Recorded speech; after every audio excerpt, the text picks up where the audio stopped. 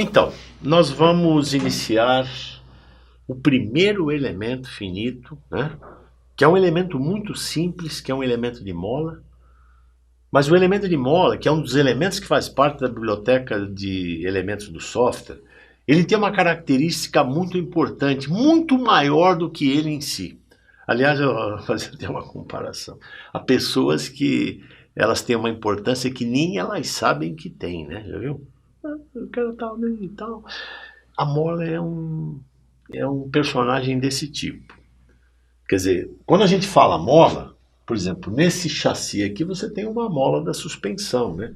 A mola, a gente estuda muitas vezes o elemento de mola na física como uma mola mesmo. Esse ente físico que é a mola. Só que a mola representa muito, mas muito mais do que isso. Aliás, eu vou fazer uma conta aqui com vocês, que é a seguinte. Todo mundo já viu isso, né, na resistência dos materiais. Eu vou representar aqui uma viga. Qualquer manual de resistência dos materiais você encontra isso que está aqui. Eu vou representar uma viga. Essa viga, eu vou colocar uma carga, né, uma carga P aqui. E aí essa viga, ela se deforma. Olha só. Né?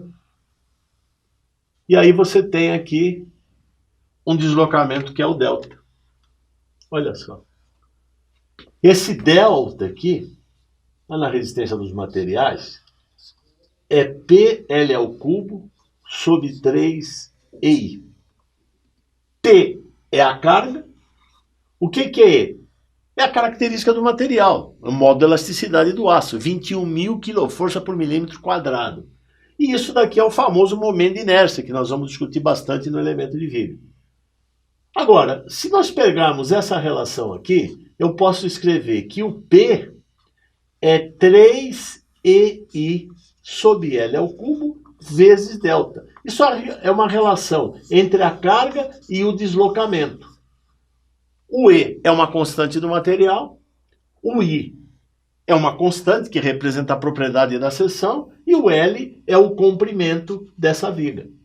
Ou seja, a relação é P igual a K delta. Agora, se você pegar uma molinha, a velha mola de sempre que vai nos acompanhar a vida inteira, até os casos mais complexos de análise não linear, a mola está por trás, ela está escondida. Se você pegar esse cara aqui, isso aqui é uma constante K, e eu tenho um deslocamento delta, eu tenho que o P é igual a K vezes o delta. É uma relação totalmente semelhante. O que eu quero dizer é o seguinte: se você estiver estudando o que ocorre nesse ponto, apenas o que ocorre nesse ponto, eu posso dizer que este problema que está ocorrendo aqui, em que eu tenho uma força P e eu tenho um deslocamento delta, isso aqui é uma mola K, isso aqui é igual a P igual a K delta, onde esse K é o 3EI sobre L ao cubo. Olha só. O que eu quero dizer é que quando você faz isso daqui, você está estudando nesse ponto, nessa direção, é uma mola. Fisicamente, isso aqui representa uma mola. Se você fizer a mesma coisa aqui nesse ponto, olha só, eu tenho isso aqui, eu tenho isso aqui, eu tenho isso aqui. Eu tenho força e eu tenho o correspondente de deslocamento, onde o L varia. O que eu quero dizer é que no modelo de elementos finitos, à medida que eu coloco uma série de nós, cada nó juridicamente, em cada direção, é representado por uma mola, que representa a rigidez da estrutura naquele ponto e naquela direção. Isso é absolutamente fundamental, porque nós vamos começar estudando o elemento de mola, mas o elemento de mola representa muito mais do que uma mola fisicamente em si. A rigidez está aqui, ó, a rigidez da mola, eu tenho a rigidez torsional, e assim sucessivamente. Então, essa é uma questão absolutamente fundamental. Nós vamos iniciar o elemento de mola, mas o elemento de mola representa conceitos muito mais amplos que nós vamos usar na mecânica estrutural inteira. Esse é o primeiro ponto. É claro que vamos voltar para o mundinho da mola aqui Agora tem uma outra questão que é fundamental. Quando você escreve na física essa relação aqui, a gente estava acostumado, na física básica, a considerar a mola se deformando e um lado sempre fixado, né? A gente nem questionava isso aqui. Olha aqui, eu tenho F igual a K delta, ou P igual a K delta. Isso aqui o que é? Isso aqui é o deslocamento. A rigor, isso aqui não é o deslocamento, é a deformação da mola, né? O que eu quero dizer é o seguinte: se você pegar uma mola que ela deslocou 10 e aqui ela deslocou 10, a mola não deformou. Se esse cara deslocou 8 e esse deslocou 2, a deformação é 8. Se esse cara deslocou 10 e esse cara deslocou 8, ela variou o comprimento de 2. É esse 2 que você vai usar na lei de Hooke. O que eu quero dizer é o seguinte: para nós, quando você escreve que a força na mola é K vezes D, esse D é o 2 menos o 1. Esse aqui é o primeiro nó e esse aqui é o segundo nó da mola. A diferença dos dois é que permite você calcular a força interna devido à mola se deformar. Eu estou falando porque no caso de um veículo, por exemplo, o veículo está se movimentando, ó, esses dois nós aqui se movimentam. Se eu tiver uma situação particular em que esse cara subiu 10 e esse nó de baixo também subiu 10, a mola não deforma. Então é importante isso aqui. Há vários casos em que nós vamos observar um certo movimento que não causa deformação na estrutura. Ela movimentou, mas não deformou.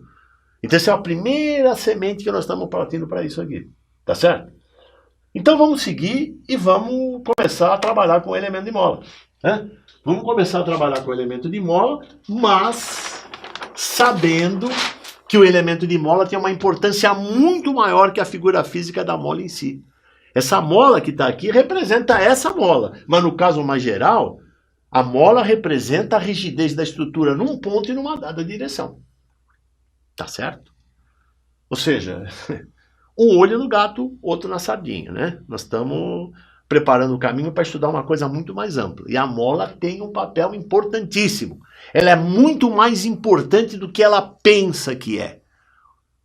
Eu acho estranho porque às vezes o cara estuda contato na análise não linear e ele calcula uma integral, calcula um penalty factor. Quem trabalha com elementos finitos sabe disso, nós vamos chegar lá. E aí ele vai lá, calcula uma integral, faz um monte de conta e aí ele determina um fator de penalidade lá na... Só que ele não sabe que ele está calculando uma mola. Olha só.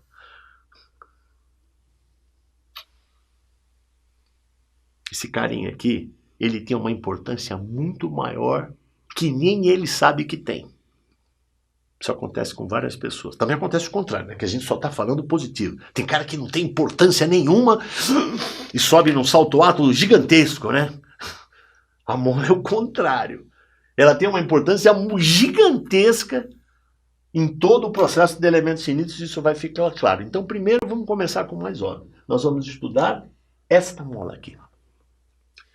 E dentro dessa lógica, eu posso dizer o seguinte: se essa estrutura está em equilíbrio, cada elemento está em equilíbrio. Como é o nome disso? Diagrama de corpo livre. Então eu vou pegar esta mola e vou fazer um diagrama de corpo livre dela. Nós vamos fazer isso daqui com uma certa formalidade, porque você poderia falar assim, né? Ah, mas por que essa formalidade toda? Eu já estudei na física, F igual a Kx, pô, por que você não coloca... Não, é que nós estamos usando a mola para estabelecer um procedimento que vamos usar para o método inteiro. Então aqui, ó, isso aqui é um nó, isso daqui é um nó. Normalmente, internamente ao software de elementos finitos, quando você gera um nó no software, outro nó, o software te pergunta, né? Ah, você quer gerar uma mola? Por favor. Pick nodes. Você vai lá com o cursor e pimba, pimba, você gera uma mola daqui para cá. Esse aqui é o nó 1 e esse aqui é o nó 2. Tá certo? É isso que a gente faz normalmente e vamos fazer aqui na teoria. É que normalmente, quando você faz isso, você estabelece uma convenção, né? Então vamos mostrar essa convenção aí, ok?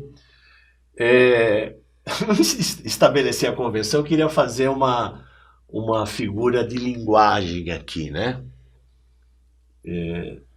Há pessoas que usam o software como se fosse uma ferramenta mágica, né?